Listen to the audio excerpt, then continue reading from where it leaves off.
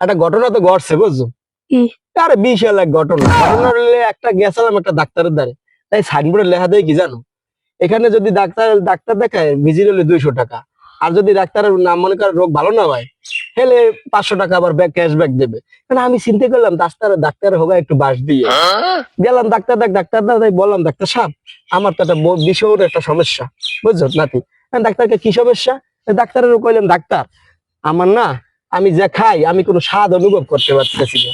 হ্যাঁ, এখন ডাক্তারে কইতে আছে, নার্সারে বলাই কি 2 নম্বর বক্স থেকে আরে ওষুধ দাও। নার্সে দেখলাম একটা বক্সে ঘুরলে আমার একটা ওষুধ দিলে, খাইলাম। এখন দেখছি খাইয়ে দেয় কি, হ্যাঁ কেরাসিনের গ্যাস। হ্যাঁ, আমি ডাক্তারে গেলে, ডাক্তার সাহেব কি ওষুধ দিলেন আমারে? এদিক কেরাসিনের গ্যাস হয়।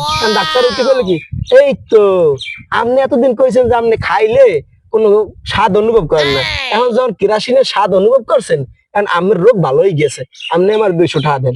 চালাই করে ডাক্তার হোক বাজে থেকে নিজেই বাসায়